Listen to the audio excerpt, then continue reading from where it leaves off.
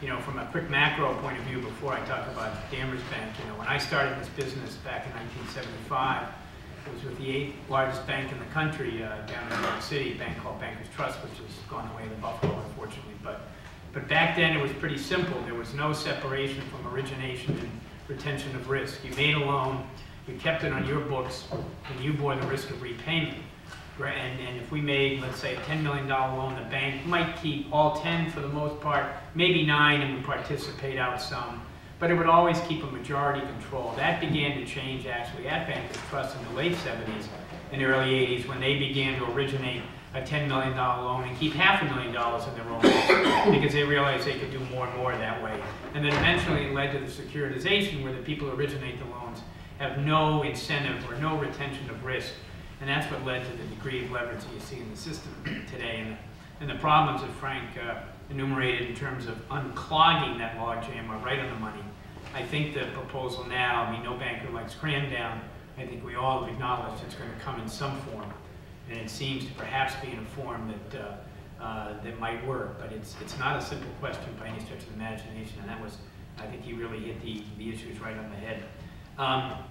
Danvers Bank, give you a little history, and then give you some idea why what we're doing to cope with these times. We were chartered as a mutual savings bank back in 1850, and really acted as a traditional thrift for about the first 130 years of our existence. My predecessor began the transition of the bank to a commercial bank by realizing in the early 80s when you took the cap off deposit rates, you simply couldn't make 30-year fixed-rate mortgages and have floating rate deposits and at the end of the day make money. So he began the transition to commercial banking. In his definition, that was what we called SBA lending, and that was loans to small businesses that were up to 80% guaranteed by the government. And Danvers Bank was actually the first mutual savings bank to be recognized as a preferred lender by the SBA in the country back in 1991. I came on board in 1996 when the bank was about $220 million in assets. And it was a very good board who had the foresight to say, look, we need to continue this commercial bank thing, so we want to make sure we hire a commercial lender as the next CEO, which I had been. And over the next 13 years, we've really completed that transition from a traditional thrift to a commercial bank. And the best way I can tell you about that is that a traditional thrift would have 75% of its loan portfolio in 1 to 4 family owner-occupied mortgages, the traditional, and some consumer lending.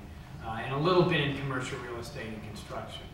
We have less than 20% of our loan portfolio in owner-occupied residential mortgages. Our balance sheet our loan portfolio is primarily almost 50% commercial and industrial loans, about 20% commercial real estate loans, and then 10% construction. And if you the analysts looked at our balance sheet without a name, they say, well, there's a $1.6 billion commercial bank. We began to increase our branch presence in Essex, Middlesex County during the 1990s. We bought a bank, Revere Federal Savings. The CEO is now my number 2, Jim McCarthy, is here in 2001, and merged with a small mutual bank in Malden in 2007. Changed our name to Danvers Bank in 2005. We were probably the last thrift in the Western world to drop savings from their name, but we eventually did it. And then the key I think, other than its founding, the key moment in the bank's history, we, in 2007, began the process of converting to a publicly traded company.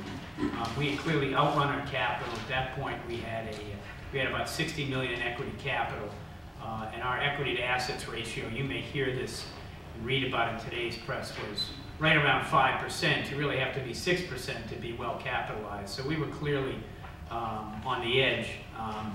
And we decided to convert to a public company. That's a process that takes about 6 to 7 months. You offer all the stock to your depositors first, and then perhaps out to others in the community. We were lucky enough to sell it out to our depositors.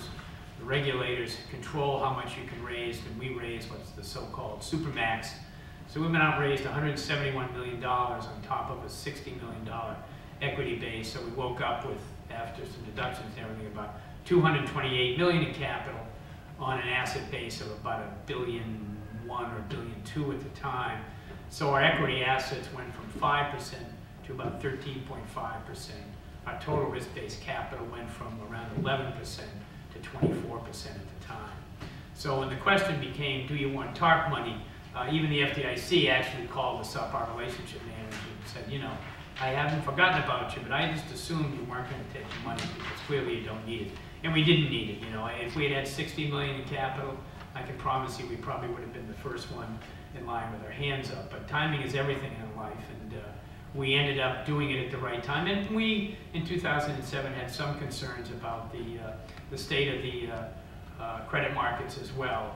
By no means do we expect the Armageddon we've seen, but that was one of the reasons we decided to convert. And changing from a mutual company to a public company is a big difference in culture. Those of us at the senior level that all work for public companies, I think that helped the transition through. We're now the 8th largest in terms of market cap of publicly traded banks, headquartered in Massachusetts. We have assets at the end of the year of about $1.7 billion, loans of about $1.1 billion. That's probably closer to $1.2 billion as we sit here today. Deposits of about $1.1 billion.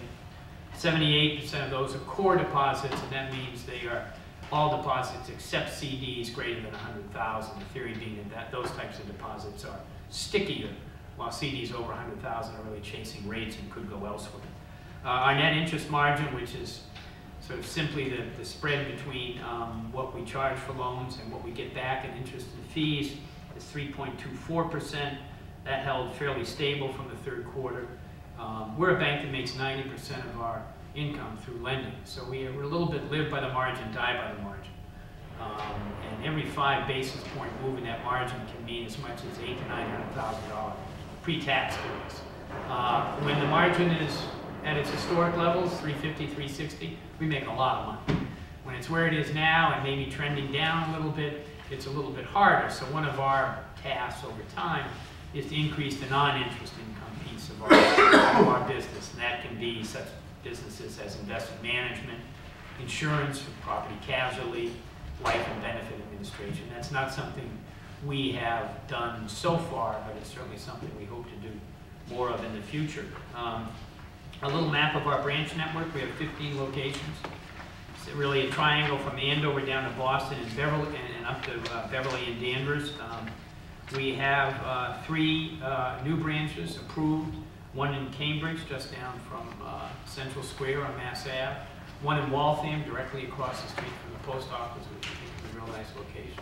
And a second one in Boston, which would be more of a retail branch, because our existing one is on the 37th floor of 10 Post Office Square, so we don't get a lot of foot traffic. But it has a branch license. This one is at the corner of Mass Ave and Commonwealth, so if you walk into Fenway for all year, it used to be a little convenience store, 1 floor up, right? And we have great hopes for that. And we're even looking at 3 other possible locations. Jim and I are going to take a drive on Friday. So once you convert from a mutual to a stock bank, you have sort of a 3-year honeymoon period in the sense that we can buy other banks, but no one can buy us. You know, they think that, you know, we're sort of, we drove down from New Hampshire in the truck when we were mutual bankers, and they want to give you some time to figure out what it's like running a stock company. So they try to protect us from ourselves for 3 years, which is nice, and it allows you to go build up your franchise with not a lot of analysts beating on you as why you don't have the earnings they hope you have eventually. So, you know, we will use this time period to hopefully increase our footprint and get ready for when we come out of that honeymoon period. Loan composition, as I said, the next page, obviously we have become commercial lenders. And what the strategy we employed, and it began with the first person I hired back in 1997 after I joined the bank, was a senior lender from another bank, a de novo bank that had had a change in strategy, and therefore he was available. What we did for about the next 4 or 5, 6 years is do what are called lift outs. And as particularly Bank North and Citizens Bank went around Massachusetts and bought every bank with a pulse, we would run behind them and hire their senior lender or their senior real estate lender or their senior real estate lender and their senior C&I lender. So we did lift outs to the point where we now have 8 people, including myself, who have over 25 years experience lending in just the Eastern Massachusetts market. And what that means for a bank like us is portfolios follow people at that level. Now, these are credit needs with our new capital of up to about $20 million. And in effect, as Jim likes to say, we've grown by the size of a small bank every year. Our loan portfolio grew 23% last year. A lot of it fueled by a group of asset-based lenders that we took from Citizens Bank. Now, equally important, if you look at our asset quality metrics here in the chart, these are way above average in terms of being low for a typical commercial bank. And what this cadre of senior people means is not only does it help grow your loan portfolio, but as I like to say, we know who all the bad guys are. You know, you don't do business around here for as long as all of us have done, and not know those companies or those individuals who acted, shall we say, less than honorably in the past, when, particularly late 80s and early 90s, when, you know, Massachusetts banks were the tip of the spear in terms of asset quality issues. I think for the most part, you know, our record mirrors that of, you know, Central Bank and Arthur Connolly's bank. We learned our lessons back in the day. There's not excess leverage in the Massachusetts system. What there is, what we all face, though, are what a colleague of mine called a revenue problem. And as people lose their jobs, and as vacancies start to appear in strip centers, inevitably there's some pressure on our asset quality. You know, so the wave is sort of started in, you know, really California and Florida, and it's coming east and north, and it's beginning to hit all our portfolios. Not to the extent that I think it did back in the late 80s and early 90s, but we will indeed suffer some, and it's fairly frustrating because in most cases I would say it's not of our own making. But as people lose their jobs, and as, you know, we had a customer of ours who had a single tenant subsidiary of a Japanese company in a building, 70,000-foot building. It's a nice ando for 8 years, 2 years left in the lease. Was negotiating to go from 70 to 50,000. Handshake on that. The U.S. execs go back to their headquarters in Texas, call 2 days later and say, well, we've actually decided to close all our Massachusetts operations. We'll pay you the next February, and we'll give you a break check on the lease of another $350,000. So all of a sudden, this person's going to have a 70,000, you know, vacant building. Now, if you're a larger bank or a servicer, the problem is you probably fire all the guns at that point. You demand and you start a foreclosure proceeding. What banks our size have the luxury of doing is we have 2 other buildings as collateral, so we'll put all his loans on interest only for a couple of years and give him the breathing space that he needs to recover. There's not a banker who wants the keys to any building, whether it's a house or a commercial building. And you know, the problem with securitization is it doesn't give you the flexibility, and it doesn't give you the time to work these transactions out. Most people, you know, understand when they borrow money, they're going to repay, and most people want to work with you to repay. And if you can give them time, then you have a lot better results. This concept of, you know, ready, fire, aim, and take all your big losses now, I mean, I've never agreed with. And frankly, in the long run, I think it leads to a self-fulfilling prophecy in a far worse situation than if you work with people. The other place we've shined, and this I think we're a little bit different from our brethren, is our investment portfolio. We have really taken no material write-down other than temporarily impaired in our investment portfolio, other than some common stock of Fannie Mae that we bought 30 years ago, whenever the institution started. And that's because we told our chief investment officer a long time ago that, look, we're going to take our risk in the loan portfolio. You need to be pretty vanilla. We don't want you to reach for yield. So we don't have any Fannie or Freddie preferred. We don't have any private mortgage backs. We don't have any pools of trust preferred. And so we have avoided the book non-cash write-downs that's a lot of other banks, particularly thrifts, have endured. And every time those days our income would be off, and I'd go to him and say, well, can't you make us any money? And he'd remind me of what I had told him, a couple of years earlier. So he sort of kept me on task. As we look forward, we like our position in the marketplace. Banks our size have benefited from the problems of our, the big four in Massachusetts, which are B of A, Citizens, Sovereign, and Bank North. Began with a really deleveraging process in 2007. 2008, when they really had to shrink their balance sheets and sort of politely ask people to leave. What happens when that occurs is the best credits go first, because those are the easiest ones to move elsewhere. We were the beneficiary of that movement. Now what's happening, and it's unfair to the people within these institutions, I understand that, a lot of companies who have stayed out of loyalty to their officer or to the institution. You know, if you're a Bank of America credit, you probably started a small business somewhere at some time. You were a Bank of Boston credit. And people have stayed, and now they look at all the upheaval, and they say, you know, or there's some layoffs, and the people who have been their account officer for 10 years are gone.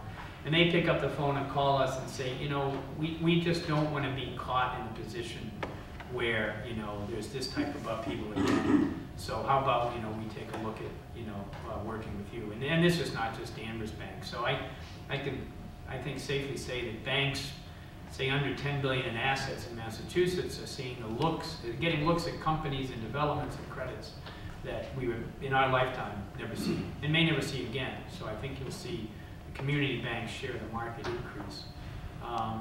And I conclude by saying, you know, it's great. Massachusetts banks, for the most part, are doing pretty well.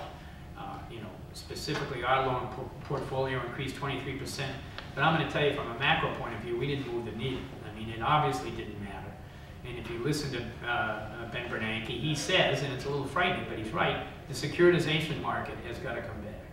You know, we're not a country that can grow the economy where every loan that's made stays on the balance sheet of the institution that's made it. So there's got to be a process that gets those wheels, you know, gets credit flowing again. And at the same time, try to put a regulatory framework in that guards against the over-leveraging that we saw before. I mean, that's the theory. And I think so far, you know, it's a little early to see if that's happening. I think, you know, particularly the Fed has made the right moves, but we'll see. The community banks collectively can't make it happen. You know, I think for us, this has been, you know, as much an opportunity as a problem up until now. And I hope it stays that way, but, you know, we'll take our lumps. But from a macro point of view, it's, you know, whether it's the mortgage modification or the beginnings of the securitization process. I mean, try to get a car loan today. It's not easy. And that really has to happen. So. Thank you, Kevin. Yep.